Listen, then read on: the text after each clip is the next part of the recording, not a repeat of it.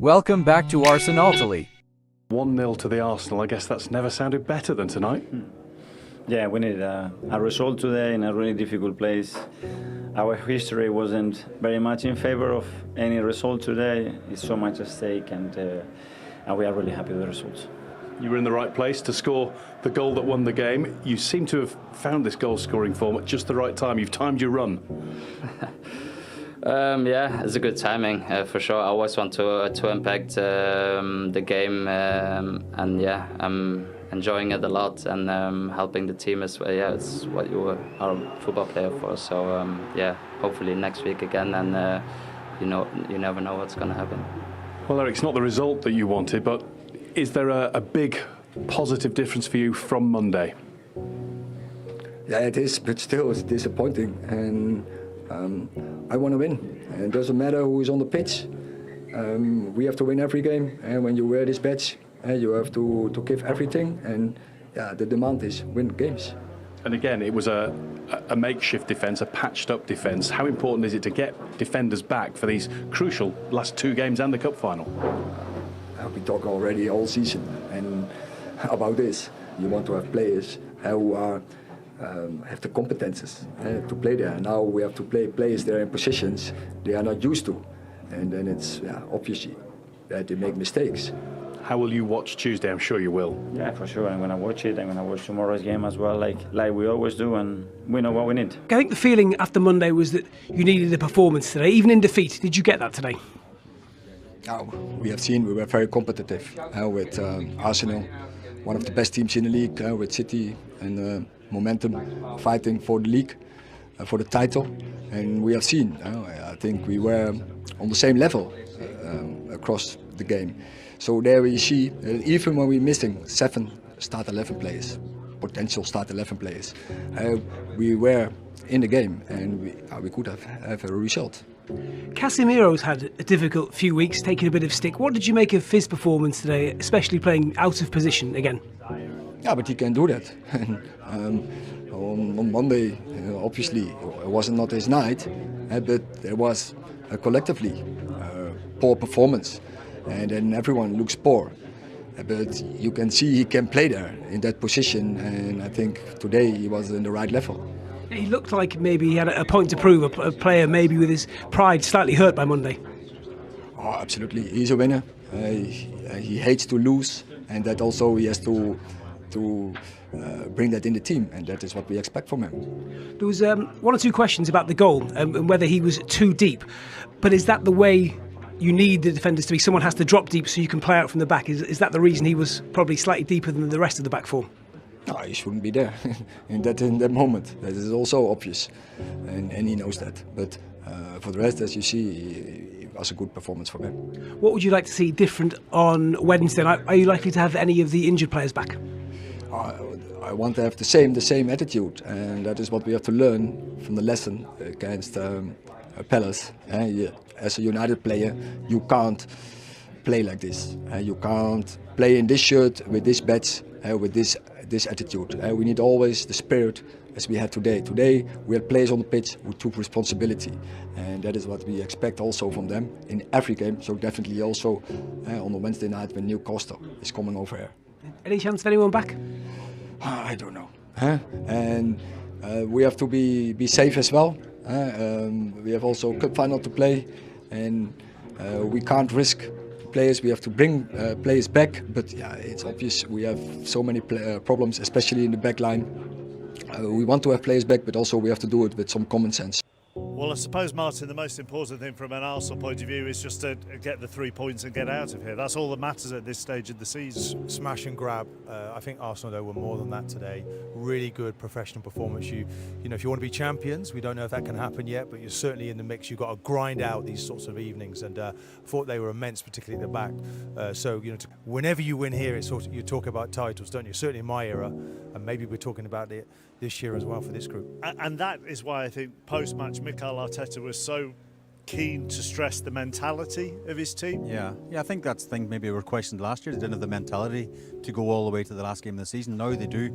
It felt at times today, Mark, I was a wee bit nervy at times, but rightly so. At 1-0, anything can happen, a slip over, a mistake, and you know, Man United get back into the game. But I think overall they deserve to get the 3 points. Those nerves are understandable, aren't they? Well, of course they are. And you think of the history of this fixture, and I thought it was weighing a bit heavy on the team. They know if they can get the job done, the next one's Everton at home, put that pressure back onto Man City, and you could just feel that tension tingle in the air. And it was a long game for me. Watching when Arsenal went in front, it was nervy, but I just thought the way they were defending, those two central defenders, were quite magnificent today. And we'll come on to them in a little while. As far as the Arsenal goal is concerned, look, Casemiro will get hammered for being about 20 yards behind the play. Yeah. And you will do that as well, I'm sure, both of you. But there's a bigger picture to the Arsenal goal. Well, I look at the build-up. The manager probably has to take a bit of blame as well, because you set your team up. One of the easiest things in training, I think, is your natural build-up, because we know Onana likes to play out from the back. So if you show the piece where he starts, he gets the ball back, and then you want to see what's the setup. I mean, Johnny Evans is the left side centre. I'm not 100% sure where Johnny's going. He's kind of shuffling away to lose the midfield. I mean, the ball ends up at Dalot here now, Mark, at the end, but I don't think they're set up at all to play out. So then Onana's got an option. Does he go a bit longer, maybe to Haaland? But he goes to the left back Dalot, and he's facing the wrong way, and it's a cheap giveaway. It's a cheap giveaway, and then that's just the start of things to come. Again, you highlight Johnny Evans in the middle. Normally you'd see a Pep Guardiola team, they sprint into a sort of left back position, and then Casemiro has dropped deep. Now Onana's got three options, you could say. I think you can see Wan-Bissaka at the bottom screen pointing to go long, because Arsenal have got the press on at this point, and it's just playing into their hands, a high press, and they lose the ball again. And now this is the goal. So you see Casemiro knocks it back. Now Johnny Evans, in my opinion, should drop deep at the left side. He's pointing to Dalot. Then he crosses over Amrabat, and it's all a mess. At this point now, Onana's not got very many options. So what he does, he goes long. They lose the ball, and obviously keep an eye on Casemiro. We know he's not a centre half, but at the same time, at any level of football, you have to sprint up and get in line with the rest of your back four. So he's so deep. Now Havertz is onside by a country mile, because Casemiro's nowhere near it. And now we take a look at Wan-Bissaka at the bottom of the screen as well. Trossard, he never gets across Trossard at all to get a block on to try and defend that back post, and it's all too easy for Arsenal. Can I put a theory to you as a centre half, Martin, which is that it's irrelevant, isn't it, whether you're a centre half or not? If you're either a professional or amateur footballer, if you're that far behind, you have got to get out. It's schoolboy stuff. And it's remarkable. He's not a specialist central defender.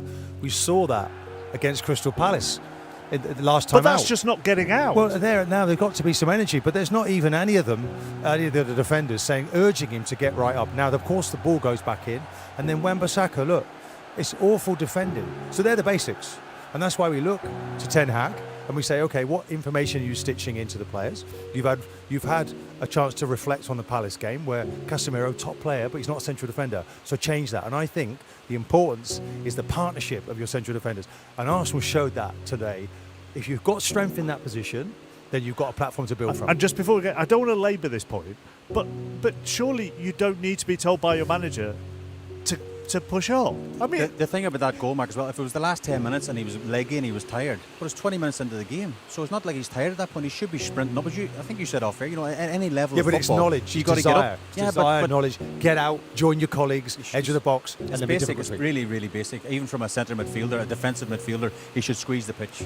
So much of Arsenal's success this season has been built on their defence, actually. Yes, they are thrilling going forward, but Saliba and Gabriel have played together 33 times this season. They are solid as a rock as a duo. Yeah, Saliba, Arsenal lost this time last year in the run-in, and I think that partnership is really key. They've been immense, absolutely immense. Gabriel is sort of very physical player, and Saliba is that silky player at the back. And every time the ball went in, they cover each other really well. It's a real togetherness now. Look at Saliba there, seeing the danger. Saliba again, look, it's the vice-like. They just strangle you, suffocate the forwards. Again, they get bodies around Gabriel. I think they enjoy actually playing together and forming that partnership, and it really is starting to look special. This one's impressive. Saliba doesn't come out. He drops off. The cover's around him, and look how well that he deals with this. Never in danger, assured, and just gets rid of it. And then again here, for me, this is stepping in. This is the time. This is so classy. To see him travelling with the ball, Arsenal under a lot of pressure at that point. Again, the same situation, wants to go forward, doesn't want to go back to his keeper, and it just releases that pressure. And then I think they know that there's no way through. This one probably sums up Saliba best of all, who I think has been one of the players of the year. And this, look, he waits for his time, and then puts his weaker foot in, strikes just at the right time. Brilliant, really. And then Gabriel as well, not to be outdone. Look at the way he just swats. Yeah. Look at that. You will both know the importance of a settled defensive partnership, whether it's in front of you, like Shay, or when you're part of it. Yep. And for me, it's that, like, you could call it a diamond. I need my goalkeeper behind me, but obviously Declan Rice in front is sniffing out, putting out fires. I thought he also was immense, but they're such a platform for Arsenal to build on. And they get that defensive shield up, chappers. Everybody behind the ball, edge of the box. It's like the Thames barrier. We could have done with it here today. What's your local river up here, chappers? It's the Manchester Ship Well, Canal, there you go. Martin. We might get that It's in. filling up at the minute. You're not wrong. We better get out of here quick. You might get thrown in it on the way out. You never know. No, but he makes a really good point about that. You know, Raya's got the golden glove, obviously the most clean sheets in the Premier League this season, but them two centre-halves, unbelievable. And you mentioned Declan Rice. Let's not forget the job he does as well. And the only thing you say about Man United, they haven't had that. They've had so many different partnerships this year. 14 different partnerships. And Arsenal, the two main guys at the back have been kept fit. And what Martin just showed there, absolutely brilliant. This roof's nearly as leaky as Manchester United. I was going to say, I wouldn't expect shelter from the roof here at Old Trafford. So now it moves on to Manchester City and their game at Tottenham, and the pressure is back on them. The pressure's on them, of course, chappers, but they've been there before. They've ran the race the last three times. Of course, they can make Premier League history by one of the 4 times. Of course, 4 times Premier League champions, never been done before. And watching the game yesterday at Fulham, they were so in control. I think I was more nervous actually watching than it seemed that the players on the pitch. They just oozed confidence. They just knew the goals were coming. I mean, Guardiola was brilliant at left back. He scored a couple of goals and just. You're making it sound like it's no problem. Well, it is no problem. It feels like, I even met some Man City fans yesterday on the way down. It was like they're more nervous about Fulham, and then like Fulham just got swatted out of the way. And now obviously people looking at the run-in, the toughest game everyone sort of said was Tottenham away, second last game of the season. And can Tottenham do their favours Arsenal a big favour? That would be unique if they could do that. I was at Craven Cottage yesterday, and they did play like champions, but they're not champions. Arsenal are making it really very difficult. So it's over to Spurs. Let's see if they can do us a favour. They obviously don't have a hurdle to get over in the same way that Arsenal did here. So that changes, as Shay says, because they've been there, done it. That does slightly change their mentality. But also they're not relying on anybody else. They win all their games. They know they're champions.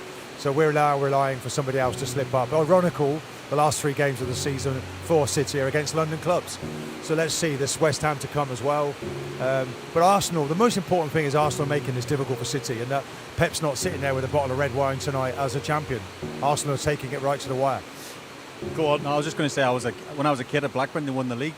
And I remember the last game of the season, they went to Anfield, and Liverpool beat them 2-1. And I think Jamie Redknapp scored a free. Didn't know to celebrate, and the crowd as well was all really quiet within Anfield. It'll just be interesting to see what the atmosphere is like on Tuesday night. It will. Right, let's show you the first set of goals from yesterday. He's not the opportunities against a somehow nervous Arsenal team, but Man United weren't taken advantage of. And I mean, you have to really hand it to Arsenal. You go away from home, such a difficult game, not playing well and still winning, and that is how you keep yourself in contention, and they've done that today. It's very impressive how they've done that so many times throughout the course of a season where you have to win ugly. You have to win ugly, where things are not going your way, it's not playing the way that you're supposed to play. And they came out of this with a 1-0 win today, not playing well, and in a way winning ugly. And as I say, that this is how you keep yourself up there. First time Arsenal have ever won 27 Premier League games in a season, and it still might not be enough. They're going to have to win a 28th, that is for sure, but it does go to the final day of the season. They are back on top of the table. They are a point clear of City, who, as we know, have 2 to play. Starting with Spurs away on Tuesday. Spurs will know by the end of Monday whether they can still finish in the top 4. Then it's West Ham at home for the champions. Arsenal back at the Emirates against Everton. Arsenal fans now, of course, will look towards Tuesday's game at Spurs, which is Spurs-Manchester City. If that was to end in a draw or, of course, a defeat, it would be Arsenal still on top of the league. Just a word on their mentality today. To play after City have played twice, know they have to win and deliver a result like that. I think their mentality has been very good all season. I thought the biggest test came with Bayern Munich and then Villa, those 2 games. And then since then, it's just been, I think they've been fantastic where they've responded. I think when you're going for a title and City are involved, you probably have to be perfect, and you can nitpick and go back to the West Ham and go back to the Fulham, and you'll probably go to Villa as well, as results you can't really do or have when you're trying to chase City down. And we saw how Liverpool had to be perfect, literally perfect, to win it. And that's the pressure that's on from City, because they're so good. They're so good. This team, I don't think they could do anymore with the squad they've got and the depth of squad. I don't think they could do anymore with the team. I don't think they could do anymore with the squad they've got and the depth of squad. I'm not sure they could do any. That line and then roll it out when it doesn't really matter, in terms of, could be made to look silly in the future saying that, but no, that's exactly what they are, and it's nice to see his honour. Many times when you get to this stage of the season, and as you said early, don't hit the standards, still get the job done, keep the clean sheet. Is that what win titles? Yeah, and I think something that Kai Havertz said as well is it's so fantastic to be in this run. It is, when you are in that run, it really is. It's when you come to life as a footballer. Yes, sometimes it's really hard, because if you've been very successful, and in our time we had replays in the cup as well. So if you've been really successful, very often you had games postponed, and you get to this point of the season and every game has got to be played. Like Man City's got to play this game on Tuesday.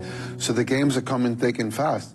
And yeah, it's tough, but it's also really good fun, because you're in there. It's all about you and your performances, and it's something to enjoy, because you really don't know when it's going to come again, if it's going to come again. So I really like the fact that he mentioned that it's good fun. But of course, it's hard work as well, and you've got to concentrate. And I think what Arsenal did today, without playing anything like what they've played before, they did the job. They made it really, really difficult. They got the chance. They scored on a mistake. They pounced on a mistake from Manchester United. They got the chance. They scored the goal. They protected it from there. And in reality, even though the stats tell the end, but they never really had the chance that could sort of put them back in the game.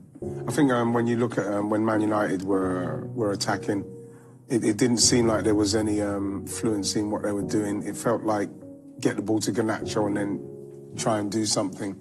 Didn't feel like passing through fluid, moving Arsenal around. It felt like, they were hoping that an individual would do something, and obviously this is where they miss someone like Bruno Fernandes, because he's the one that normally can, in a game like this, pull it out the fire.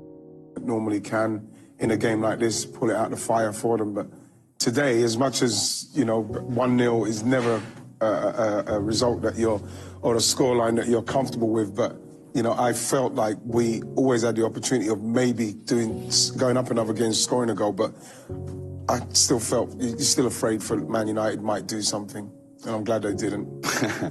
46 points from 51 they've taken. I mean, that is the title, isn't it? That kind of unbelievable consistency and momentum. Yeah. Yeah, they will look back, if they don't win it this season. Liverpool will be doing the same for the last nearly decade, but teams will be... It's so hard for teams to... when there's two great teams in one era. And there's no question this Manchester City team is a great team. How Liverpool have only won one title in the last 8 years or whatever is incredible. And Arsenal might be saying the same in a few years. They absolutely deserve the title this season by the way they play. They would have won it in a lot of other seasons. What could they get? About 89 points or something at the end of it. It's a league-winning season, that is. So, yeah... To have a great team at the same time as another one is pretty hard to take. But hey, it's not over yet. Certainly is. As I said to you earlier, 27 Premier League wins, more than any other Arsenal team in the Premier League era, more than the Invincibles, and it still might not be enough to win the league. But do you think Tuesday, ironically, Tottenham is the most likely when you look at West Ham at the Etihad for Manchester City? Is it all on Tuesday now?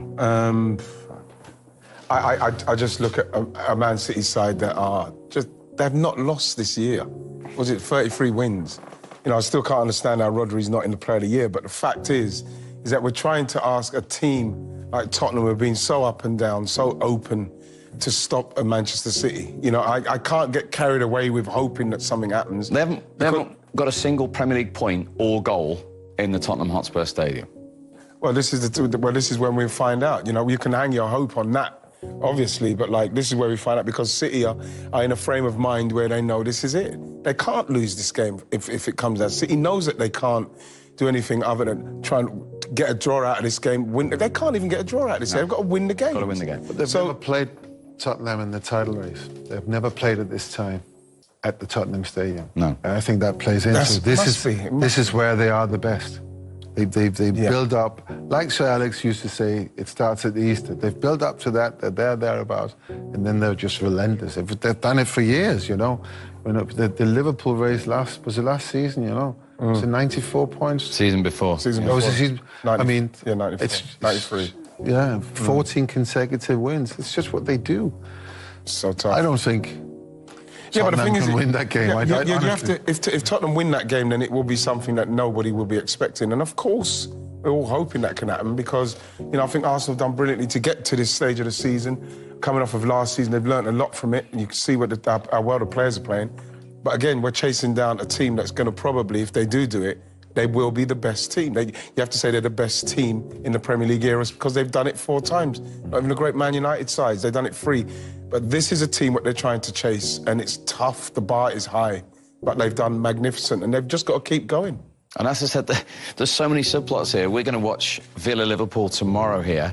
If Villa lose that, then that makes that game more difficult for City because then Spurs think, wow, we can win against Sheffield United and finish 4th.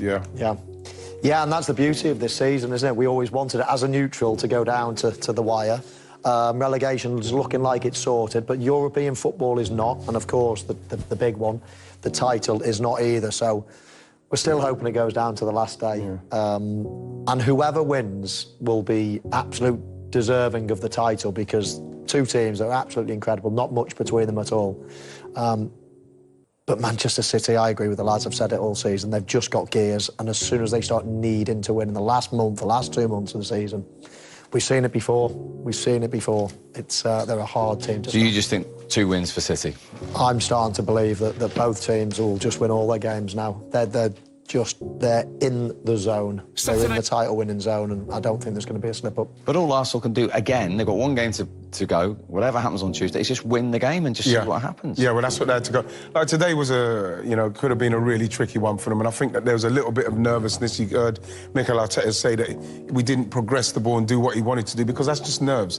But, like, you have to feel that at home against Everton, knowing the last game of the season, which City, depending on what City do, they're just going to do what they've been doing and winning games and getting it done. Because that's what they've got to do now, because that's what City will do. They'll just get it done. They'll try and get it done. Yeah, well, it's all on Tuesday. And there's nothing worse, absolutely nothing worse, with not getting it done, and then done it, you would have won it. And I've experienced that once. So was Michael. Don't remind him. Oh, my God, it's the worst feeling ever. we did beat West Ham. Yes, I remember. Oh my God, the 2-2. And it was 0-0, wasn't it? Was that a 0-0? 2-2. 2-2. It was 2-2, man. And we won't even mention. To be in this run, it is when you are in that run. It really is. It's when you come to life as a footballer. Yes, sometimes it's really hard because if you've been very successful, and in our time we had replays in the cup as well.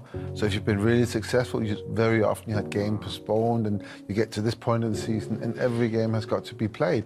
Like Man City's got to play this game on Tuesday, so the games are coming thick and fast. And yeah, it's tough, but it's also really good fun because you're in there. It's all about you and your performances, and it's something to enjoy because you really don't know when it's going to come again, if it's going to come again. So I really like the fact that he mentioned that it's good fun. But of course, it's hard work as well, and you've got to concentrate. And I think what Arsenal did today, without playing anything like what they've played before, they did the job. They made it really, really difficult. They got the chance. They scored on a mistake. They pounced on a mistake from Manchester United. They got the chance, they scored the goal, they protected it from there. And in reality, even though the stats are telling us something different, Man United were they're not close to scoring. There was a little bit of sort of at the end, but they never really had the chance that could sort of put them back in the game. I think when you look at when Man United were attacking, it didn't seem like there was any fluency in what they were doing. It felt like get the ball to Garnacho and then try and do something. Didn't feel like passing through fluid, moving Arsenal around. It felt like, they were hoping that an individual would do something, and obviously this is where they miss someone like Bruno Fernandes, because he's the one that normally can in a game like this, pull it out the fire for them. But today, as much as, 1-0 is never a result that or a scoreline that you're comfortable with, but I felt like we always had the opportunity of maybe going up another game, scoring a goal, but I still felt you're still afraid for Man United might do something, and I'm glad they didn't. 46 points from 51 they've taken. I mean, as you rightly say, against any other team or in any other league, that is the title, isn't it? That kind of unbelievable consistency and momentum. Yeah, they will look back if they don't win it this season. Liverpool will be doing the same for the last nearly decade, but teams will be... It's so hard for teams to... when there's two great teams in one era. And there's no question this Manchester City team is a great team. How Liverpool have only won one title in the last half dozen, 8 years or whatever is incredible. And Arsenal might be saying the same in a few years. They absolutely deserve the title this season by the way they played. They would have won it in a lot of other seasons. What could they get? About 89 points or something at the end of it. It's a league-winning season, that is. So, yeah, to be to have a great team at the same time as another one is pretty hard to take. But hey, it's not over yet. Yeah, and we're looking at everything at the moment. I'm just hearing the rain's got even heavier. Who knows if this game had kicked off at the normal time on a Sunday? Well, this might have even been postponed or halted. Judging by looking at this, that probably would have when you look at that. And this is Manchester, by the way. So that pitch is well drained. It doesn't rain like this all the time, but it rains a lot in Manchester, and that pitch is really, really well drained. It's built to absorb all this water. So on a Sunday, if we kicked off an hour later like we normally done, we might not. Who knows? We might not got that completed. Yeah. And they missed it just in the nick of time as well, didn't they? As you can see there, unbelievable pictures. That would have been quite something, wouldn't it? 15 minutes to go and the rain pours down like that. What happens then? But anyway, do you replay it? Do you have to pull the players off? But anyway, if, buts and maybes. Yeah, they got it through. And they got it through courtesy of Trossard. We've mentioned his 17 goals. Yeah. He said they only had one effort. He's been a bit kind. They had 5 efforts on target, but clear sightings of goals. I think this is what he might have been saying, a clear sight. And I think this is where Arsenal were ruthless. And we heard Kai Havertz in these interviews saying that he had a look across and saw Casemiro not coming out, and that is the level that we're dealing with. You can't make a mistake of this magnitude in a game that means so much to the opposition, like Casemiro's doing here. He's not getting out quick enough. Like you noticed there, Pete. He's got to get out there quicker. Kai Havertz has seen it. Ben White's executed very, very well. But I think the Trossard's run. Wan-Bissaka, I'm very surprised he's let him get across him like that, but the run is very good. Maybe that's where Casemiro should have went, but he's got in there with pace and then sorted his feet out, because the ball's come across really quickly. Mick, you know what I mean, Mike? When you look at him, he's really sorted his feet out quickly. Look, really just to put the pressure on United. Yeah, I mean, I love that type of finish, because as a centre forward, you're having to. It's all about timing, isn't it, Wrighty? You're having to guess when, or educated guess when the ball's going to leave his foot. You've then got to time it, thinking, right, the ball's going to go there to there. If I go early, I'm going to be too far past the near post, or I'm going to have to slow my run and the defender gets it. So you've got to be absolute lightning fast, as quick as you can, but time it perfectly. So you've got, and that's all it is, isn't it? It's brilliant, Trossard there. Yeah, it's great. The finish is the easy bit. Exactly, the finish is easy. He's made it easy, but like when Michael explains the amount of thought that's gone into that's got to go from Kai Havertz. His pass has got to have the right amount of pace to get through past the players, get past the keeper, and then the run. I think the run and the timing of Trossard's run, when you look at Wan-Bissaka, who's a very good one-on-one defender, it's just brilliant. And it's one of those, again, it's one of those goals that we take for granted. He's just a tap-in. But there's a lot of work that's gone in to make that look as easy as it was. Earlier on, you touched upon... Can I just, go on, yeah. From a defending point of view, I mean, obviously there are a few mistakes in there. So what you have here, you got Casemiro. We talked about this before the game. Casemiro is not a centre-half. I think you proved that on Monday night. So when we don't see Onana, right? So we don't see Onana should be pushing up behind him and actually say, go further forward, go further forward. He doesn't do that. He actually stays on the line. So when we talk about being don't look like a team. They attack like that as well. They attack like individuals, They do, don't they? absolutely, yeah. And today is a great example of it's all about just when you get the ball, I'm going to try and score a goal. And I'm not going to look at any teammates. I'm just going to try myself. And this is for me as when we talk about standards and you know, these are your options. This is what you can do, or that is what you can do, or we pass it out to there. When we're here, this is what we're going to do.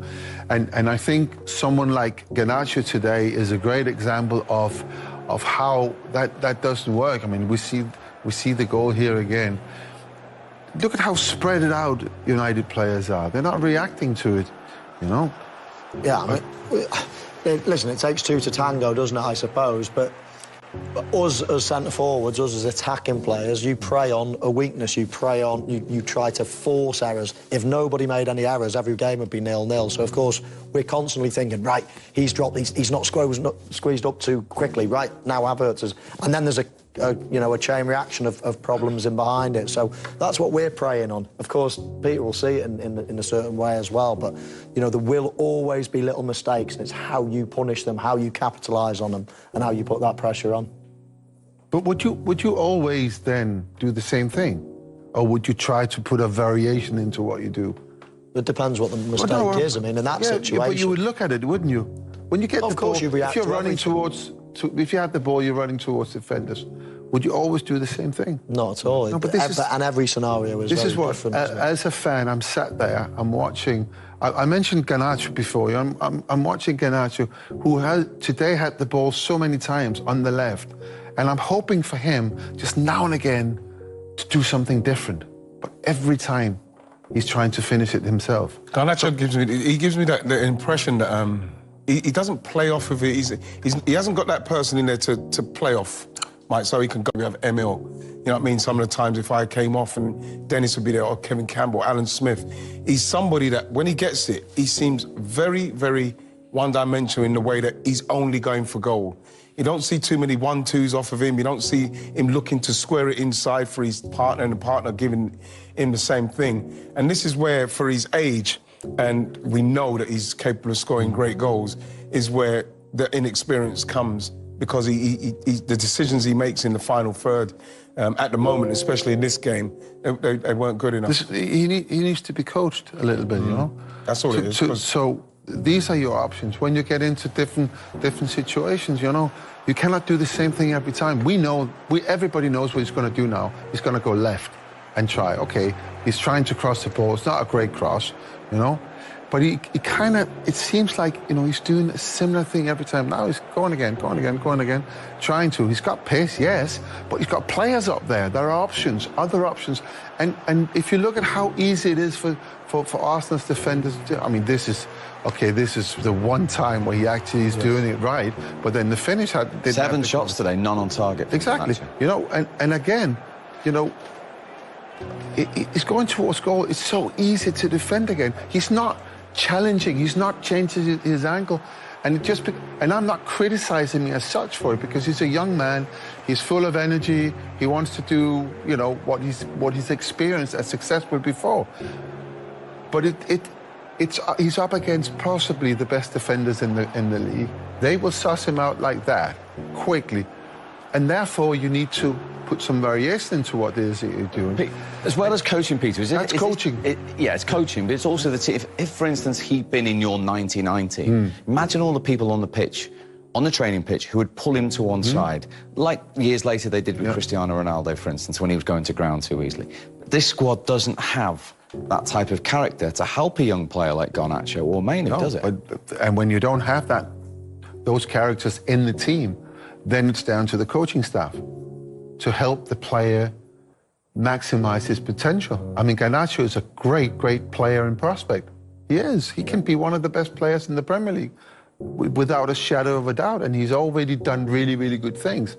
But in the last sort of month or two, it's felt a little bit like every time he gets a ball, he thinks he's got to finish it. Is that because he's been asked too much? And we started, 30-odd games in a row, which, again, going back in Manchester United's history, a young player would never be asked to do, would they? Possibly. I mean, it depends on his mental state, his mental capability. But, you know, you look at Manchester United's threat, it's hardly a threat. You look at the names on paper, we're still not sure about Højlund. You know, he could be brilliant, he could be, you know, a poor sign. We will see when he gets more.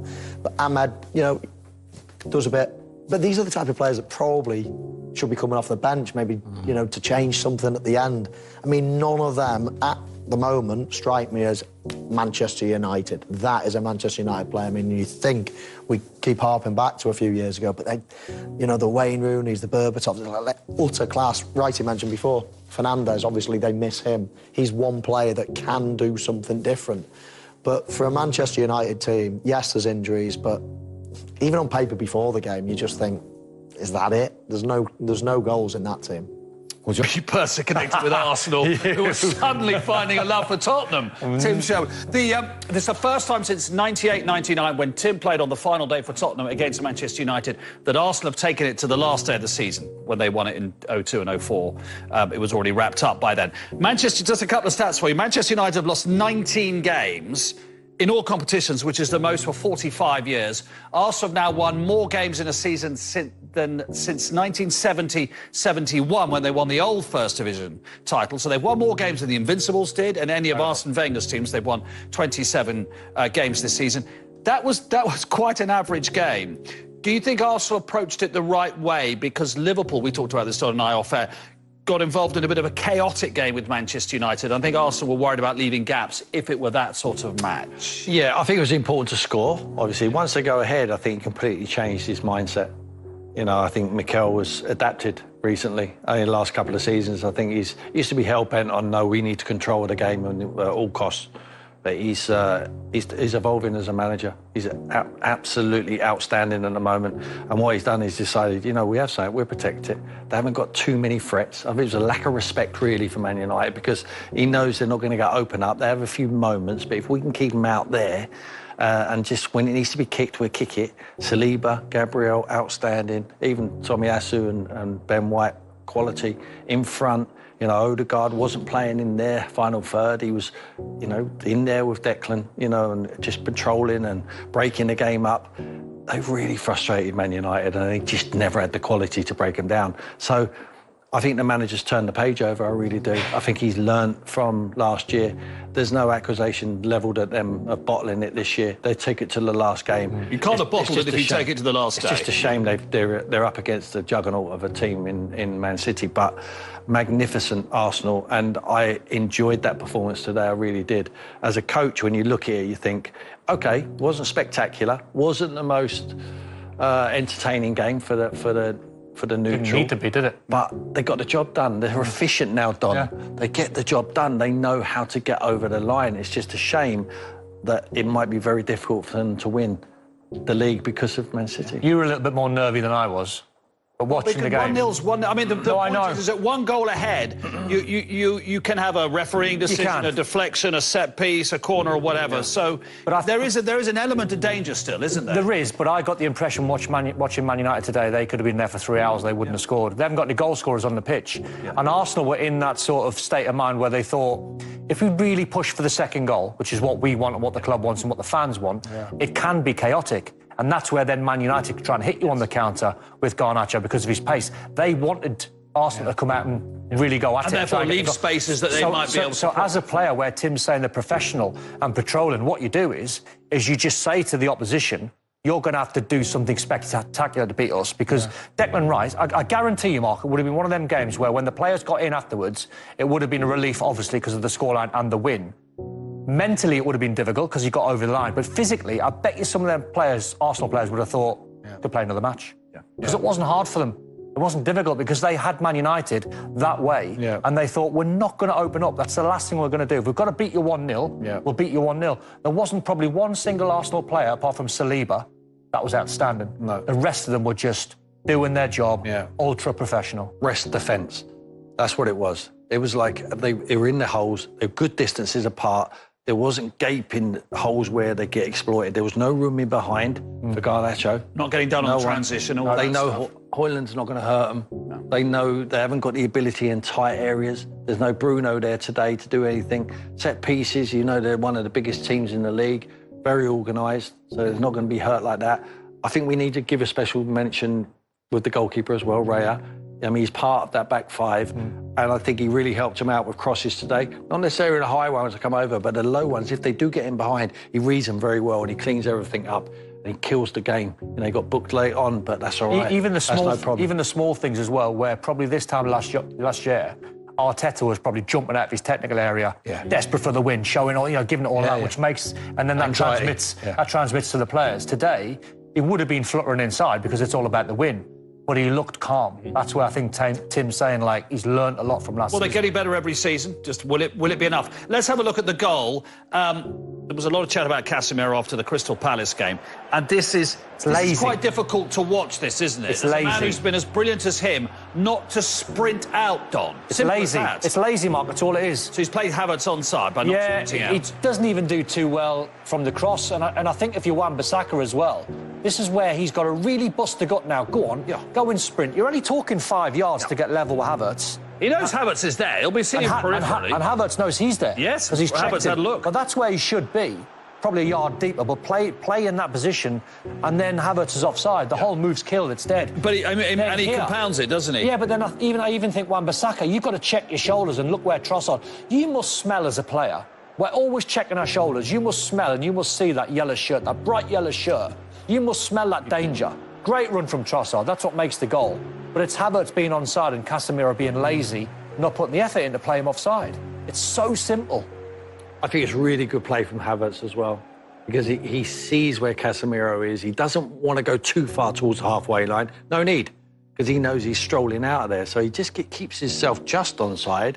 But then when he picks the ball up, he hasn't got far to go to the byline. I don't like to be critical of Onana because I think he's had a decent season. He's one of the positives what have come out of Man United season. But Raya would have took that cross. He would have read that cross, he would have been pouncing on it, he would have helped the defenders. I agree. Wan-Bissaka's got to do better, so has Casemiro. Comedy of errors from Man United. Looked from there on that they would go on and take the game away from United, but didn't work out like that. Not because Man United were so good, it's because Arsenal just protected. This sort of performance is like the Invincibles used to do. It was almost like, we've got a game won, we don't need to win it again. Yeah. And that's exactly what they did. That reminded me of that great team, what Arsenal had in that Invincible season. What about Garnacho then? Because he's been a bright spark this season. It was really interesting watching the game with you. Tell everybody what you were saying to me in terms of when you have that much pace, sometimes you need to slow yourself. Yeah, I'm not going to criticise him too much because the young kid's been brilliant and he's played so many minutes this season. But what he's got to try and find in his game is that intelligence when to slow down. Yeah. If you think of Adama Traore, who's one of the quickest in the Premier League, he runs at 1,000,000 miles an hour. Garnacho's starting to do the same thing. He runs as fast as he can. And then he either gets knocked off balance or he's getting crowded out 2v1s. Sometimes you've got to slow down, find another red shirt, just pop it off. You can't take everyone on all of the time. And here, take it on. You take it over a couple of yards. Yeah. No one's closing That was actually almost the best chance, wasn't it? Then once he gets away, this is the very few times Arsenal allowed him to get in behind, but then find a red shirt. So good. Saliba, so good. Again, I'm not criticising him because he's a young kid that's going to get so much better. But look, it's 100 miles an hour. It's fast. He's electric. Yeah. But look, he's losing his balance. Yeah. Do you know what he wants, Don? I mean, I agree. I think he's got a lot of development to do. Hopefully they keep holding, which they do. He's been a positive this year. But the Arsenal defenders hardly ever go to ground. You wouldn't Stay dive on in, their would feet. you? You don't dive in because the boy wants you to. Because he takes any touch. He goes to ground far too easy. But like there, he's looking for a foul there. It's not a foul. He's just nudging him off the ball. It's clever defending. But they don't go to ground. They're taught how to defend. That is what Mikel wants. He wants composure in the defending as well as when they're controlling the football.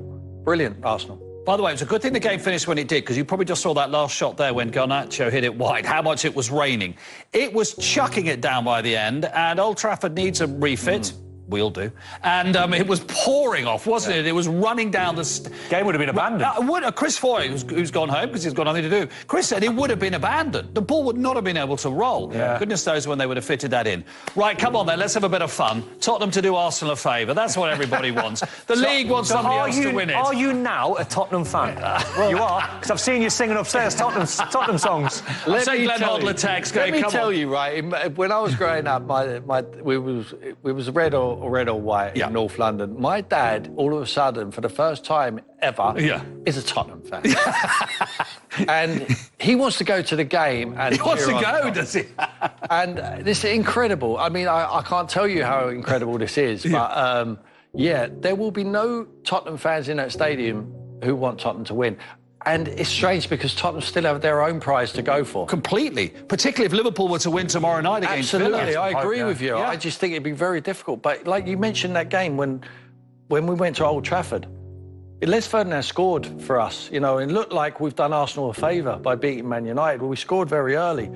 And the Tottenham fans who travelled always travel well in their numbers. None of them celebrated. The whole ground went quiet. So it was the first and only time Les Ferdinand scored at Old Trafford, and no one celebrated. What's the atmosphere going to be like then? Eerie? It will be very eerie. Yeah. Listen, there'll be little sections who don't really understand and they just want their team to win at all costs.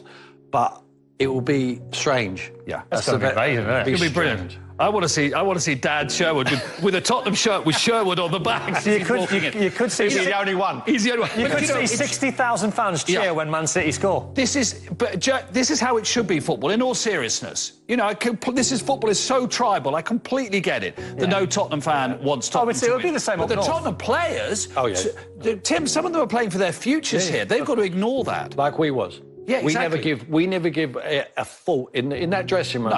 No one ever mentioned we could do Arsenal a favour here. We just wanted to win that football match to beat Man United. We knew it was a huge game. The eyes of the world are on it, as they will be on Tuesday night. And it's really important that they play. And they want to be at that great club, Tottenham. Course. They want to play for their futures or impress fans. That's the sort of game. Yes, that's the sort of game you play for the name on the back of your shirt. Yeah, absolutely. Playing for yourself. Absolutely. You convince Ange Postecoglou, who has talked about a big churn this summer. I'm not going to be in that churn. I'm staying here next season and playing some sort of European football. Yeah. But no one in the Tottenham stands will be cheering a Tottenham goal. Ronnie Evans, Peter, there uses the word refresh. They've lost for the 9th time in all competitions at Old Trafford today, and that is equalled a club record in their entire history. Yeah, I mean, refresh is something of an understatement, isn't it? Yeah, I mean, obviously that isn't great. And it's us 14 defeats in the Premier League, which is really, really bad. A new Premier League record as well. Yeah, that's really, really bad. Now, we know that there are new owners, new leadership at the club.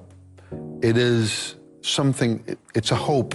You're clinging to that hope that they will come in and make some tough decisions. Have they got big plans? We saw you when Michael and I were covering the game at Chelsea, sitting next to Sir Jim Ratcliffe. So we did promise, didn't we, that night, when Peter was next with us, we'd ask him, what's the inside track from Sir Jim? The inside track? What's well, first of all, Sir Jim, he's a proper football fan. I mean, he could be on the terraces and singing all those songs and actually saying whatever he feels like in whatever moment. And that was quite refreshing to have somebody who loves football like as much as that, and also loves Manchester United the way that he does. I mean, he's coming in at a time where everything is falling apart from decisions made over the last 10 years. That's how I see it. So there is an opportunity now to draw a line and say, from now on, we do this. There's already, I mean, we've seen from the media, it was always, you know, something about an email and he's done this and people are complaining about that. But changes are going to hurt. They are going to hurt. Something's got to give. And that is my hope that this summer, that something big, a big statement is going to be made. That tells me as a Manchester United fan that we're now changing direction. We cannot continue in the same way. We cannot keep believing that we can buy players and buy our way out of it, because we tried. We have really, really tried. We are the football club in the world with the highest net spend in the last 10 years. We can't keep doing that. We've got to be clever. We've got to develop players as the club has always done it for their most successful periods. We've got to be smart and scout really well, do the diligence on players, make sure that we get the right type of players in. When we look at the squad today, we've got one team, or the squads, we've got one team challenging for the championship, we've got one team not challenging for it. The one team, they've got every position covered on the bench, from the bench, and you will not really see the difference when they make the substitutions, other than a little bit more energy but the quality won't fall. But for Man United, you see all the young players who's never played in the team before. They are then being asked to come in and do that job. That's not what Manchester United is all about. It's not. And, What are the changes going to be? I don't know. People crying for a new manager, people crying for certain players to leave. We have to wait and see, but something's got to give for sure. And it's not going to be a quick fix, whatever happens, is it? No, I would say not. I'd say not, but although, you know, someone like Mikel Arteta came into Arsenal as opposite number today, and you'd say that that's happened reasonably quick, isn't it? Listen, it's not as bad a shape as Man United are now, though? No. But there was a lot of players that had to go, though. He had to do a lot of work behind the scenes. And that's hard. That's harder sometimes than getting players in, isn't it? Yeah. And you'd also say that Manchester United would have the financial clout to accelerate the process better than Arsenal back at that time. But Mikel Arteta's done it, and you know, done it really well. So, you know, it can happen, but it's not gonna happen in a year or two, is it?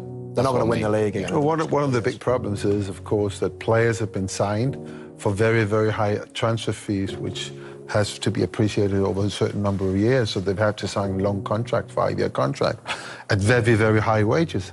You know, and if the players that you've signed are not good enough, are they gonna leave? I mean, there are certain players at the end of their careers. Are they gonna leave and then leave all that money behind? I don't think so. So they're still there, and they're still in, you know, in consideration with FFP, you know, which is something that United really have to be careful about now. So it's not as easy as we think to make those changes, especially getting players out, players we don't want there.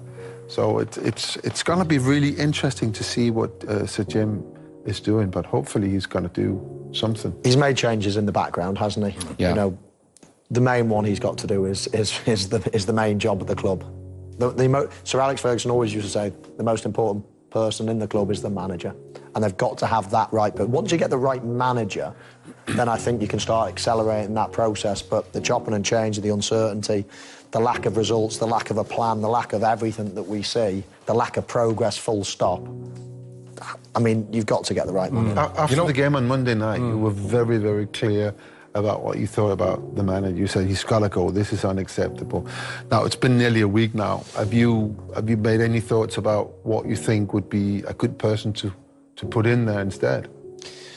I mean, we've all heard of the rumours that possibly could be. I mean, we're hearing that the likes of Gareth Southgate, Graham Potter, people like that. You've now got Thomas Tuchel that's available. There are names out there. There's no real standout that I would think you've just got to go and move quickly and go and get him. But I just think, you know, I know you've always got to have a plan after you make a decision like that, but this current manager fills me with no confidence whatsoever.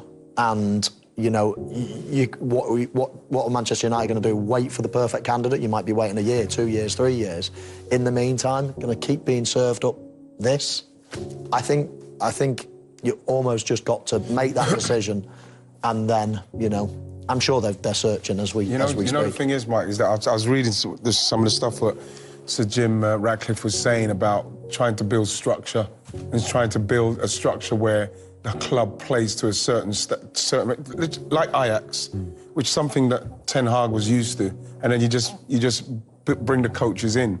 Now, if that's the way they're going to go, then you probably feel like he might feel like, well, Ten Hag can operate in that situation, so we'll have to see how that works out. But to build that kind of structure in a club like Man United from the bottom all the way to the top, so as then you can only bring in the coach, is going to be a long process. So it's going to be interesting to see how they actually do that. But something's going to have to give in the summer. We need to find out what's going to happen. And it's quite interesting times for Man United now. Certainly is. OK, interesting summer ahead. Let's, though, get the immediate thoughts from today. The 1-0 defeat from Erick Ten Hag. Well, Manchester United, the most points they've ever finished off the top of the league is 35. They're 32 at the moment. He thinks the supporters have been paid back somewhat today. No, I don't think that. I think with him, with Ten Hag, it's one of his problems doing these post-match interviews, but I'm not sure he knows precisely what to say. He's trying to be honest, and he's someone who analyzes a lot. So he's spending the next couple of days looking at the game, preparing for the next. He hasn't had that time. So he will probably see a lot of what we've seen today when he looks back at this game. But I don't think he's excelled in his post-match interviews, because he came out one week saying that his team was the most dynamic and entertaining team in the Premier League. They've just beaten Sheffield United 4-2 in a game where they were 1-0 down and 2-1 down as well, and a little bit fortunate to get to 4-2. And I don't know why he's doing that. It could be a deliberate thing to divert from other things, but I don't think he's excelling in that. And sometimes I'm worried about what's going to happen going forward if he's the one driving the bus. I have to be honest. You are as well. I can't imagine any Manchester United fan sat there at home watching that is going to be, that's my man. Great motivation. I get that. It's, oh wow. If that type of interview, we don't know what the plan is on the pitch, and after that, how long was that interview? About 4 minutes. I'm even more confused than I was beforehand. I mean, was there any sense in that? Mentions injuries a lot. Okay, whose fault's that? Whose fault's the injuries? I think that's not yours. It's not yours. He's the manager. It's his club's problem. Why are you blaming everyone? Everyone gets injuries. It's the last thing you can say, Mick, for me. Talking about injuries, I think that if you're going to... What they should be doing, they should delve down into their injury department and the medical department and find out why so many players are taking so long to come back. And when they do come back, they break down again. We've seen it recently again with Mason Mount. Not saying that Mason Mount's pulling trees up at the moment, but... No, he played on Monday and he's injured again. He's injured, and so those are the things, again, that is part of what they're going to have to look at. Because if you can get Man United's first team out, then you probably feel like they're going to cause teams more problems, without a shadow of a doubt. Looking after the injuries and getting people back is vitally important to what you're doing. Yeah? Quickly, go on. No, I'm just saying, having worked with someone like Sir Alex Ferguson. Alex Ferguson always, he had this saying, the season starts in March, you've got to be thereabout. Yeah. But also, he never, ever wanted us to train very much. 45 minutes, maximum an hour. So not putting pressure on the players in training, not putting pressure, because it's difficult, it's hard to play all these games. So I just have a suspicion that there are other principles being brought in from other countries, other leagues, where this is how we've done it. And it sometimes doesn't work on the Premier League. Sometimes you gotta compromise on maybe some of your principles, that you gotta train the day after a game, you gotta train. But sometimes it's better for you to have 5 days off, and just 2 days training. And so Alex would do that, because mentally, you got to be ready for the games. It's not about the numbers on, everything is measured up. It's not about that only. It's also about what you see and what you feel. And sometimes I just feel like that's not really in there anymore. I remember that time he gave you a week off, you and Scholesy, do you remember? You went to Barbados, Scholesy went to the Lake District. I left playing really, really badly. I came back playing really, really well. Yeah. Because now not playing, but playing what I was Michael in supposed to do. Sandy Lane, and then there you were. Yeah, brilliant. How the other half live?